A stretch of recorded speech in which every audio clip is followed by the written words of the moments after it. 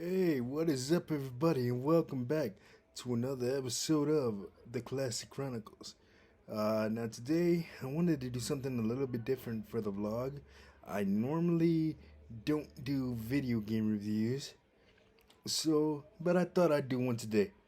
And the game that I'm going to be talking about is NBA 2K22. Now, I've been a huge fan of the series ever since its inception back in 2000 on the Dreamcast, when Allen Iverson had the cover for like 4 straight years, and then they started using other athletes. I can probably name you every single athlete that's ever graced the cover of NBA 2K. Um, just a huge fan of the series. You know, the gameplay, and it gets more realistic every year, especially with the integration of my career mode and stuff like that. So it's pretty awesome. Now I own it on the PS5, and it's pretty damn cool. So this year, what they decided to do is they decided to use real in-game PA announcers. So what that means is, like, if you're if you're using, let's say the Los Angeles Lakers, for example, you'll hear Lawrence Tanter, who's the PA announcer for the Los Angeles Lakers, and they do the starting lineups, and they every time your team or the opposing team makes a basket, they announce it, and a lot of other mannerisms. So it gives a real authentic feel to the game this year. Uh, that's pretty cool. I personally love playing against the Detroit Pistons because I'm not a Pistons fan, but I do like their announcer, Mason. He's pretty awesome. So to hear him in a video game is pretty cool. Um, Another thing that they decided to do, and this is next gen only, is the instead of last year we got the neighborhood, and this year we're getting the city. So, and it's a lot more larger in scale. You can move around. So my player and my career have all been kind of intertwined into one. You can take different paths off the court. You can become a rapper or a fashion designer. That's pretty damn cool. Also the WNBA is well represented this year with the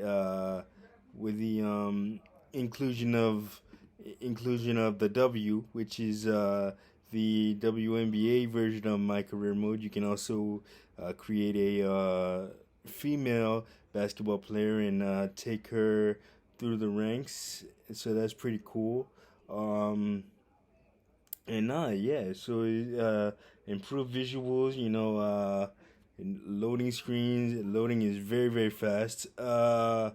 It's just an all around great game. So if you don't have NBA 2K22, I encourage you to go pick it up. I personally run with the Lakers. I'm a huge Laker fan, and to be able to run with Russ, AD, and LeBron on the same team, that team is a problem. Man, so I can't wait for the new season to start. In the meantime, NBA 2K22 is gonna hold you down until the new season starts in October.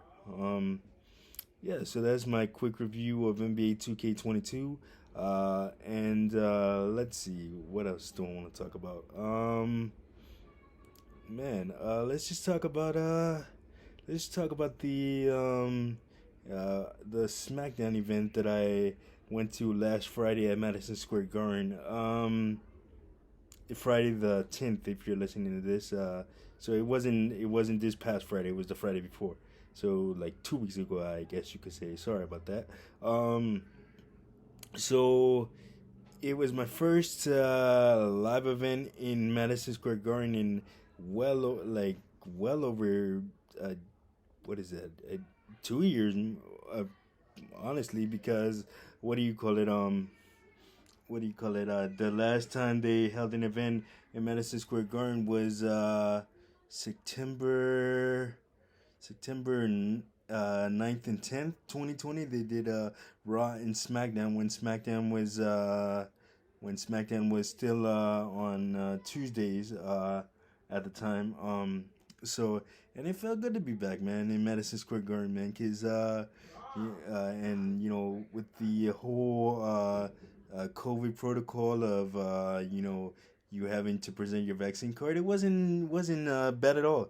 It actually went relatively smoothly because I mean, you do get an email from Ticketmaster when you purchase a ticket that that was what the protocol was. So it wasn't bad. I got to my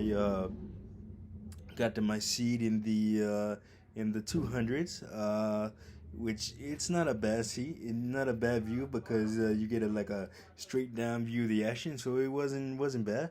They had it was dubbed Super Smackdown, but all the super stuff happened before and after the SmackDown taping. There was like no Raw superstars appeared on the actual SmackDown taping.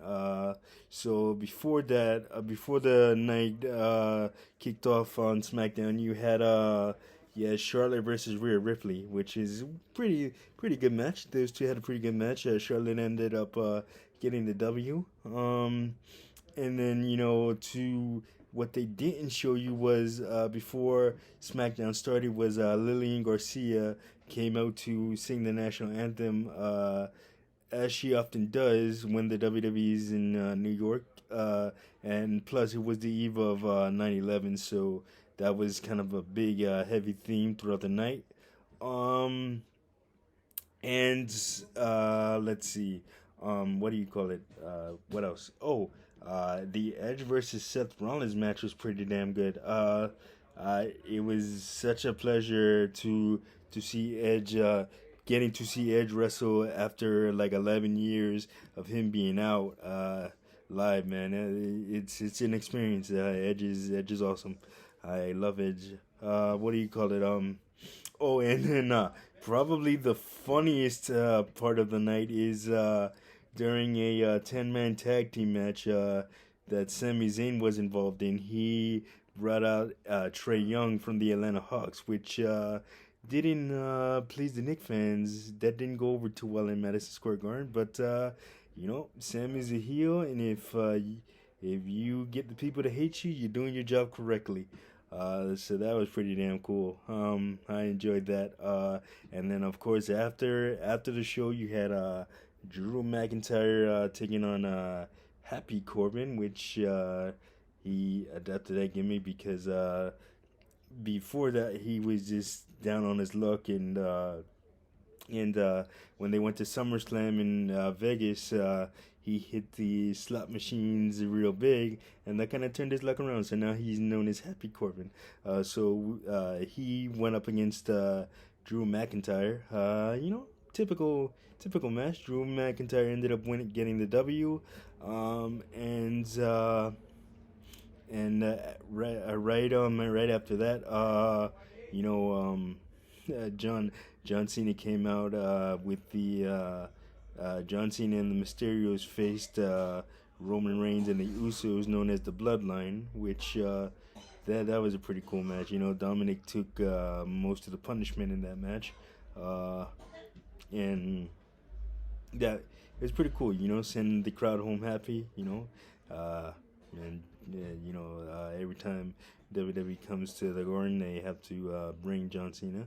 So that was pretty cool to see him. Oh, how did I? Man, I almost forgot. Oh man, seeing the confrontation at the beginning of SmackDown with Brock and Roman Reigns. That's hopefully they saved that. Hopefully, I know they're supposed to go 1-on-1 at Crown Jewel, but hopefully they save the actual championship match for Survivor Series or maybe the Raw after. That would be pretty cool because Survivor Series is here in Brooklyn at the Barclays Center. I'll definitely be in the house for that. So yeah, that was my review of SmackDown at MSG. It was a great show, solid show. WWE gets a lot of flack for their product lately, especially lately, but was a good show. I enjoyed it. And I'll be at AEW Grand Slam this coming week. Man, what a stacked show that's gonna be, man. And I'll definitely try to get some vlog footage for you guys from there. And yeah, so for right now, that's gonna wrap this one up. And I'll see you guys on the next one. Peace.